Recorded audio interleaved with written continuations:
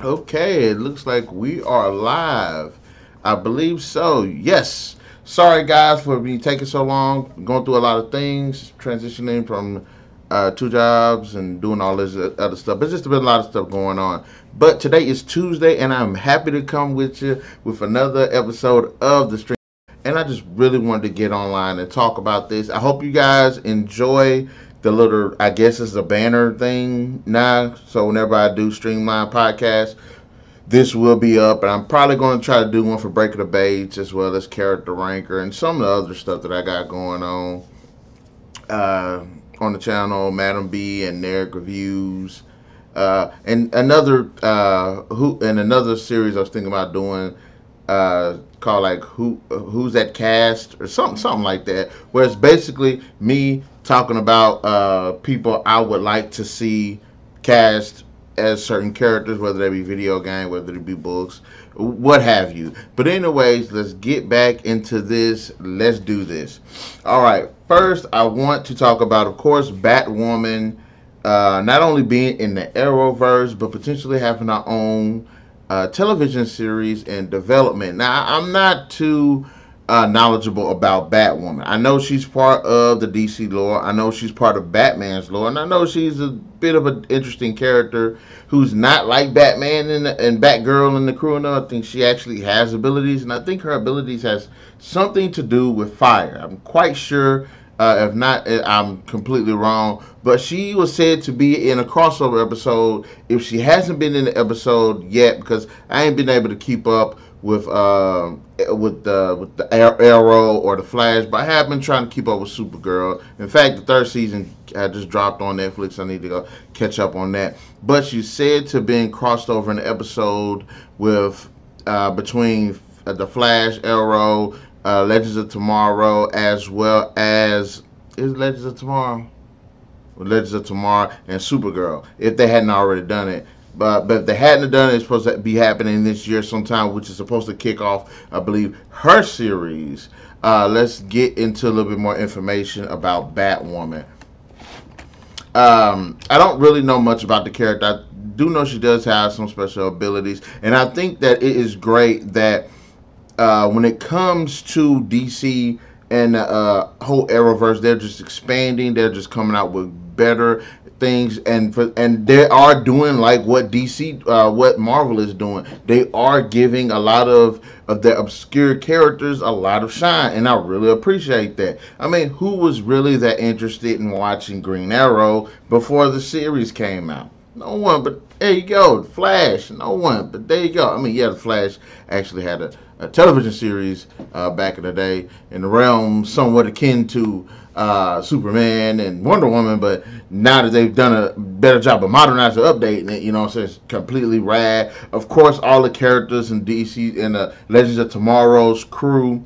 You got Supergirl getting some shine. Black Lightning got some shine. So I like the fact that she is actually going to another obscure character that's going to be brought to the forefront. And you Marvel fan bastards who always saying that DC can't keep up, DC can keep up. Y'all can kiss it, because I like DC. I like Marvel too, because they're about equal to me. But DC doing their thing too. So it would be really interesting who they would have to play as this actress. I should have came up with potential casting choices for it. If they have not cast the role yet. I haven't seen anything about who they would cast for it.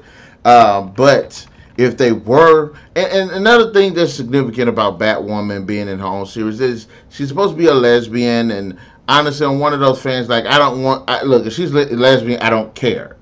Like, she could be a lesbian, but don't let it be just like the whole overburdening message of the series. If she's a lesbian, yes, let it be authentic. Let it be like, cool, she's a lesbian, but let everything, that the story itself be cool, that the action be cool. Her being a lesbian should not be on any level.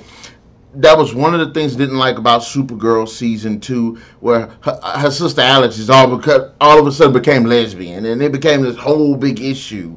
And it's like, okay, it's 2017, 17, which I don't like that had that used as an excuse, but it's like it's 2017. Who cares?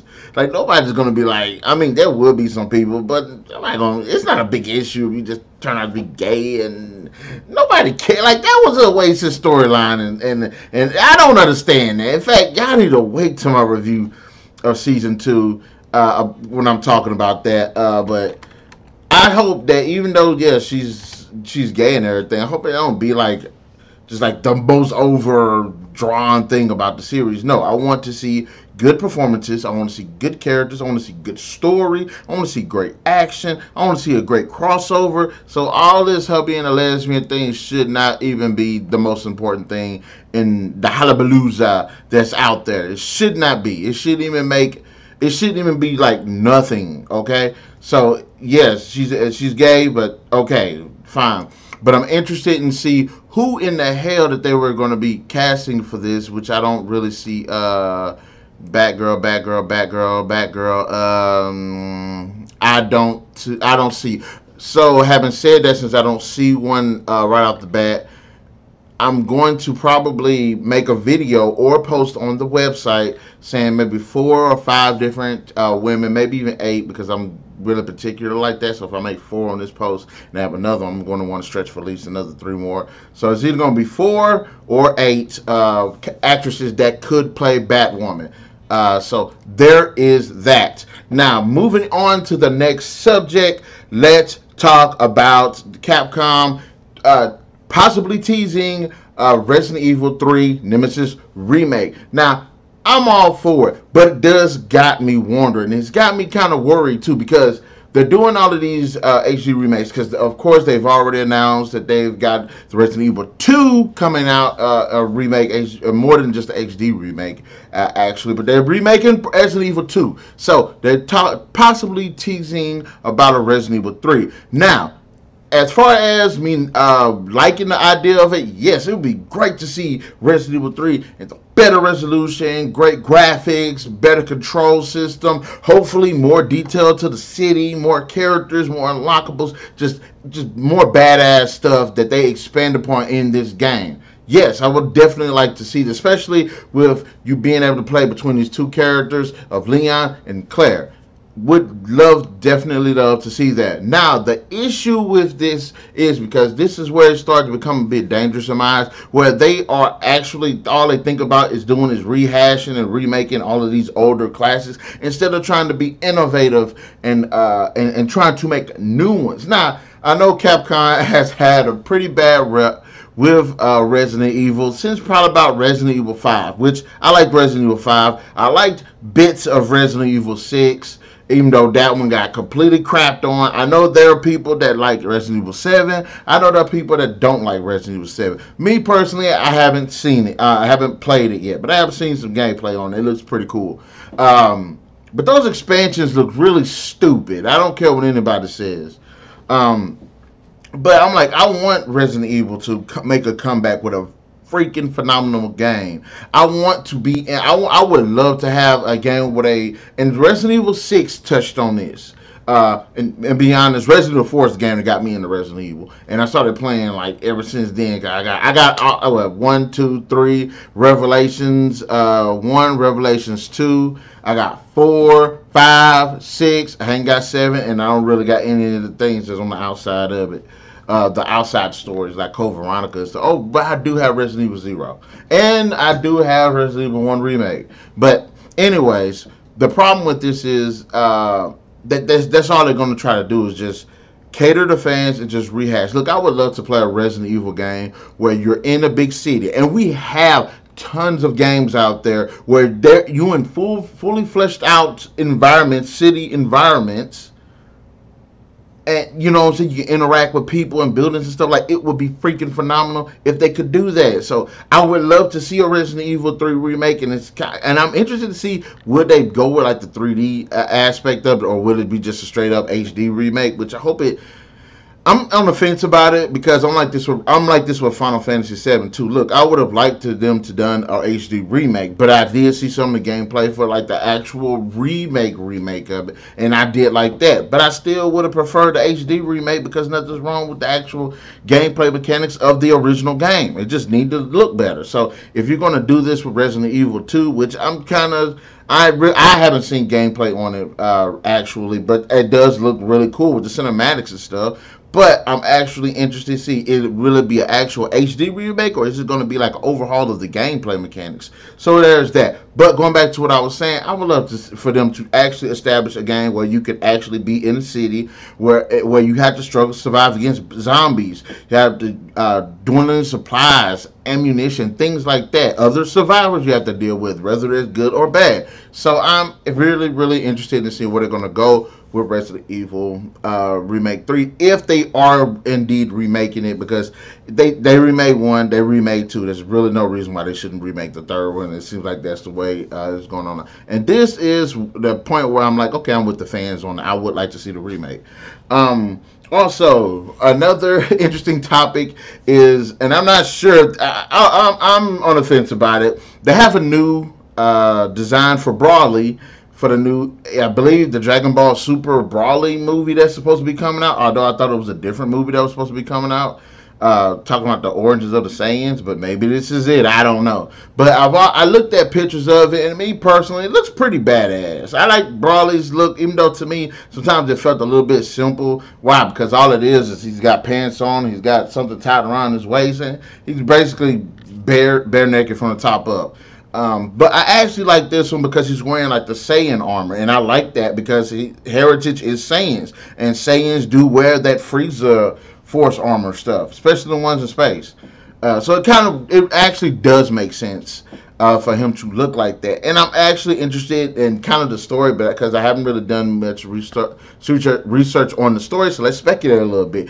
Is Paragus going to make a return in this one, and if so, like, what is the role? Is it going to be the similar role to what we got in the first movie, or is it going to be something more fashioned towards Dragon Ball Super? Is it actually going to be canon with Dragon Ball Super? Battle of the Gods and what was it? Resurrection F were actually seemingly canon of the series. So I want to know if this Dragon Ball movie is going to be canon with the series, as well as, again, is Paragus going to make a return, and if they're going to change Brawly's storyline. Me personally, again, with the Brawly design, I think it looks pretty badass. He's still kind of got that, I don't know, skirt thing. I don't know what the hell it's called, but it's like fur, and it looks kind of badass. I would pull it up right now for y'all to see, but I'm not going to do that because I got this banner and it looks pretty cool, and I got all this fixed up, which I probably should have honestly got a picture of it, but it looks pretty badass. And I know there's some people that'll be like, he looks better than the original. Me personally, I don't think so. I actually think this one, because again, he actually looks like a freaking Saiyan. I mean, you got Paragus wearing the Frieza Force armor, and he's a Saiyan. You got Vegeta, Saiyan, Frieza Force armor. All of these Saiyans are wearing Frieza Force armor, and Brawly is the only one amongst them that's in space that's not wearing it. So it doesn't really make sense, but like I said, I do like the fact that that he has the suit. And also, there was big speculation that I did come across. They were like, well, he's wearing the Frieza Force armor. Is he an employee or soldier under Frieza's command? And that brings up a very interesting point, too. So hopefully the movie could address that. Or maybe if I could get some extra news or something like that, I could probably find it myself. Bring it on to the next topic. And since we're talking about the character designs and everything, have y'all seen that design for Shazam? I'm sorry, it looks stupid. I've never liked Shazam's outfit. I don't care what anyone says. Shazam's outfit looks really stupid. Shazam's outfit is like Wonder Woman's outfit, even though she's supposed to be an Amazon. But the outfit doesn't reflect that she's an Amazon. Now, when they modernize the outfit, like in the new Wonder Woman movie and the new 52 and all that, yeah, she looks like a freaking Amazon with the suit on. But Shazam's suit looks stupid to me. Yes, it has that muscular armored look to it, which I love in these these live adaptation of comic book movies because it looks more badass. It looks more tactical. But I just don't. I've never liked the outfit. It looks okay, I guess, but it still looks pretty stupid. Never liked it in the comics because he's supposed to be. His powers are supposed to be like harken back towards like the Greek gods, and it does not even resemble any Greekness to me. Like if it was more armored or something, looking somewhat like Ares or Hades or something, fine. But it looks stupid to me. I think Black Adam has a similar looking outfit that looks actually better than Shazam's. Now, I ain't got nothing against the guy that's wearing the outfit. I ain't got nothing against the guy. And personally, like I said, I think Shazam is an interesting idea for a character. I just never really liked the kid being the host and turning into the big dude. In fact, it reminds me of when they used that, what was it, Power Rangers Turbo, when they had the kid Ranger with him, and he was a kid, and then when he turned into a Power Ranger, he grew up. He grew up, I guess. It kind of reminds me of that. Now, look, this movie, and plus, I don't really know much about Shazam outside of some little things I've seen in Justice League and things like that, and Injustice. But maybe I should like do a little bit more research on the character because, like I said, he is one of the few people that can actually kick Superman's ass because he's so magically powerful. He can actually physically fight Superman, and I like that concept. But the whole Billy Batson kid thing, I've never really liked. The outfit always looked freaking stupid to me, and I'm not really impressed with this one. Maybe somebody could change my mind on it, but if he's supposed to be linked to like the Greek gods with the speed and the power of Hercules and all that, wouldn't his suits kind of reflect that a little bit? I don't know. I just never really. It feels really cartoonish, and plus, I like DC's pretty serious outlook on the characters because they do seem a bit dark, and I like that. And you got Shazam. He seems a bit goofy, but I'm hoping the movie will change my mind on that, which I'm definitely giving it a chance. Um, Also, let's talk about the Halloween trailer. Watched it. Actually thought it was pretty cool. Michael Myers looked completely badass. Now, I hope Michael Myers makes a great impression to me with this movie because I actually like the trailer. Trailer looked badass. I like the mask is all dirty and grimy and stuff. I'm not sure about the story. As far as it being a direct sequel to the first movie, okay, I'm all game for it. Hopefully, the story within this movie actually be some damn good. Because I've watched some of the Halloween movies, and it's generally him just stalking people, which I still don't understand. If he's been in rehab or whatever the hell, in an asylum, Arkham Asylum, for 10, 15 years, it's like, how does he know how to operate in the outside world the way he does? I don't know. Maybe he was talking to the Joker and Harley Quinn and got some knowledge, got on game. But I'm interested to see if this movie also would explore a bit more of his character. I mean, yes, he's one of those characters like you don't know much about him. You don't know why he's doing it. And that was one of the weak things about it because I'm like, okay, he doesn't have a reason to do it, so how? And like, how does he know who his family is if he's never seen them before? So there's things like that. I mean, I guess you could say because he stalks around and stuff, which I hope he does not do in this movie. I really don't.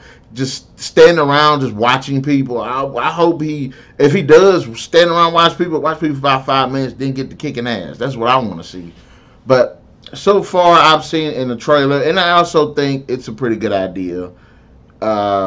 Yes, Michael Myers has been locked up for 40 years after the events of the first film. Jamie Lee Curtis is ready. She's ready to kick ass because she's worried that the dudes come back. It's Dr. Loomis. I think the actor passed away, so he's not going to be in the movie. I don't think.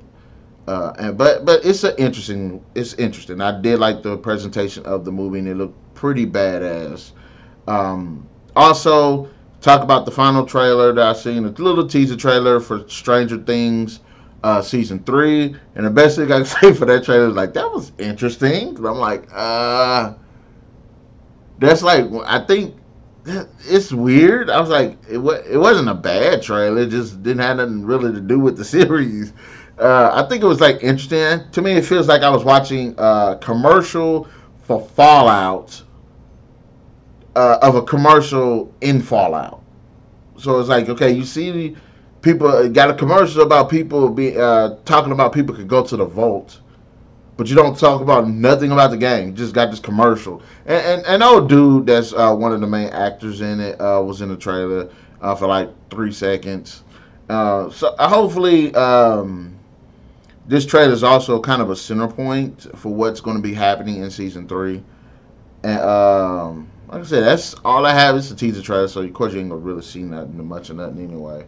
But it does offer up a lot of questions of where they're gonna go with the next season. But with that being said, guys, this is the end of the video.